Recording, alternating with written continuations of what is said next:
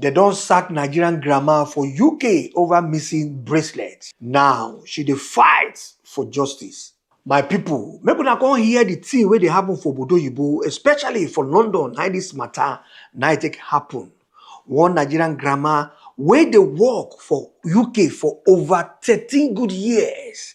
They don't sack her like fowl, just like that. This is African Black Gold TV, where we tell the real story of Nigerians abroad. Today's story will leave you speechless. When we say you no go sabi wetin you want talk, you go just put your hand like this. You go dey watch, you go dey watch, you go dey watch. But please, can you help me share this thing so that other people they go learn from grandma's story? Because this story na heartbreaking story of Grandma Janet Olufunke Damiro when he be 71 years old, a Nigerian grandmother living in the UK, now battling shame, job loss, and heartbreak after being dismissed from her work at the London School of Economics. You get as it be, dismiss grandma just like that, just like foul. Let's unpack this story piece by piece. Grandma Janet, now one cleaner for London School of Economics, LSE there. She can't find bracelet during her shift, and she can't keep that bracelet inside her purse until the shift finish. But while that can't happen, when she forget the bracelet for inside her purse, not be to say she won't steal am. She no want steal am at all, because he just try take hide, take protect that bracelet. Because if she no carry and keep now, other people fit carry that bracelet, they go steal am. Now that and now they come talk say na grandma, na him picky the bracelet. Now he make it talk say he know they steal am. So he go keep am, and then the following day he go give am to your guy. But as per grandma na 71 years old, grandma, this, they forget things like the dementia, things like that. Maybe that make grandma make you no remember again. Say the thing the day inside purse, won't give am to your guy until your guy can ask. Now 3 days later, now your guy now can remember. Say he get one bracelet. We say they miss it here now. Now that time I go can ask Grandma Janet. Say Janet, where be that bracelet? Now so sharply, Grandma Janet brought out that bracelet from her purse. Now he say, Oga take. Say you don't even forget and say, even though to say you even ask me now. Now that one, now he come talk, say in the sorry. Say, now forget things. Now make you forget. But instead, when we say Oga go understand, say na mistake, they suspend them straight right away. They suspend them straight. And later, they come beg you, they come give grandma sack letter. Say she commit gross misconduct. When I see as life as it take be for that place there, grandma will be say won't save that bracelet. We be say nobody go fit steal am. Now they don't call grandma only. They tell her say na misconduct. Now the act now she don't commit. Now grandma now no get job again. Grandma Janet talk say for her life, say he never get any wahala for her work before. No query self. In fact, say issue with HR, he never get them before. Grandma talk say now this work now be her only work where we say she get. And now say they don't break her heart. Say then sack am just like that. She know they even they sleep well again. At her age, who go come employ grandma now? Who will employ Grandma Janet now at 71 years old? She dey fear. How she go even pay her rent? How she go take survive? Because for Obodo Oyibo, money, now be the matter. If you don't get money to pay your house rent, they go kick you out. You go dey outside though, and nobody go borrow you money. No be that kind of place where you go talk, say, my neighbor, your auntie Iliokan, but that Iliokan, I bet borrow me money. They know they borrow person, she, for that end there. This one don't become big problem now to Grandma Janet. Wetin can surprise everybody. Wetin burst the bubble of people be say over 70 of our fellow co-workers, they don't write letter to the school. Say this woman, no fit thief anything. Say she be correct woman.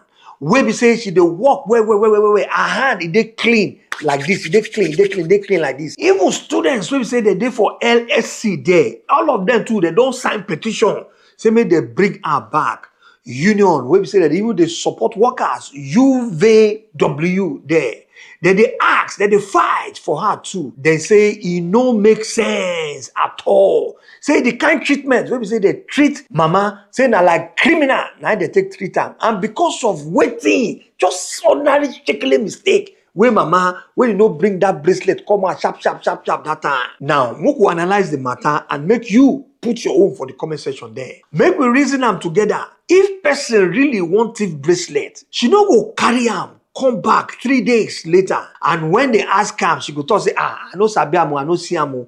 Now common sense, now be that. Make they use their common sense. Say if person won't really thief that thing, he no go carry am come back. This matter don't raise series of questions about how then they treat old immigrants wey don't dedicate years to build obodo oyibo for themselves. The thing they pain mama, they pain people when they hear this story. This one a big reminder for all of us. Say even if you dey do your work well, one small mistake, if you turn your whole life upside down, porogodo, especially when you be black or immigrant or even both self, it will show say we need to always protect ourselves and also support each other when injustice, when they show face to us. Make we stand gidigba well, make we fight them. Now, people they ask if grandma, as they sack am now, so shey grandma go fit collect all her entitlement and pension? This answer not too clear well at all. It depends on wetin dey on grandma's contract and how they take structure their pension plan for our working place. Normally, if you dey sack person for gross misconduct, they fit deny you some benefit too, especially if na company's pension. But if na public pension, wey be say you don dey contribute through UK system, they no fit stop am well. They need to give you that money. The wahala be say if you delay her money or even make am hard for her to get am quickly, sharply. So right now our union, now they go fight, make them reverse that sack, or at least pay her waiting she due for, waiting she truly deserve. Because at 71, this kind of treatment no just fair at all. Koda injustice ni. What do you think about this matter? You feel say LSC go too far? Abi na honest mistake wey them blow out of proportion and the whole scenario na it be? Drop your thought for comment section.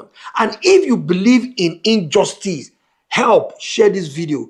Make more people make they hear Auntie Grandma Janet's story. For woman, when you don't clean the same place for 13 good years with no wahala, no problem at all. This kind of treatment na real disgrace. Auntie Janet, Grandma Janet, no deserve this way where we say she will take end her career as a cleaner. But we do hope say justice, it go speak for her. And her story, it will remind us say we must protect our elder and speak up when they dey wrong. My hope is say this kind of thing we say they do for Grandma Janet now. Grandma Janet, things we say they go on top of her head now, no be small thing. Maybe Grandma Janet get people, get person for Nigeria we say she dey sponsors for school. Maybe she even get older ones also when he did for Nigeria. We say now she they cater for them. Even for UK there, maybe you get people we say she dey support. Now when they don't kick grandma comot from her working place now. So if they no restate them back, now be say problem it go happen to grandma's finance. And more can look am again say the psychology effect where we say it go grab grandma now. Because grandma done the work there for 13 good years. And that 13 years when he done the work, grandma and that work, they don't become 5 and 6. He don't master the whole thing. In fact, the work, it would be very, very easy and seamless to her. Since we say na 13 years, she done the work there. Well, now one grandma make you go start again. Make go carry application again, saying the look for work, cleaning work again at 71 years old. Normal, person supposed to don't go pension there. But grandma now, instead they 71, instead they clean, instead they work. When I know the kind of pain, where we say cleaners, where we say that they get back pain, hand pain, lap pain, every pain, it go they inch them for their body. Or just maybe, allegedly, maybe grandma said, maybe they don't want to get rid of grandma long time ago, but they don't get the reason, they don't get any strength, they don't get any way where they will take care of. Now this thing, when it happen now, so now they talk to make she carry her bag, make sure they go.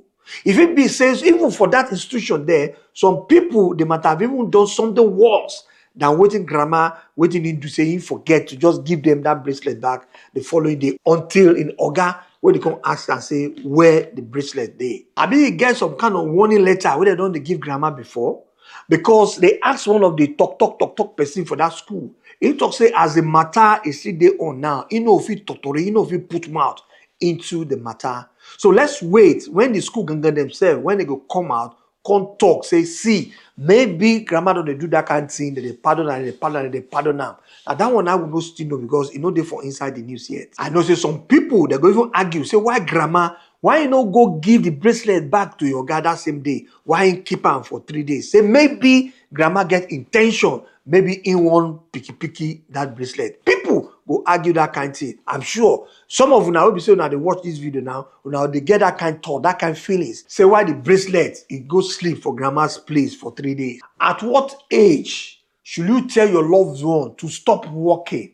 Is it at that 65 or make she see the work go till he go retire well?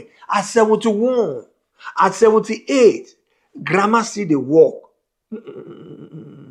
Now the time when we say grandma supposed to sit down for house, make you put all in 2 leg on top of table, make you just do it, make you just they relax, they eat, they chop.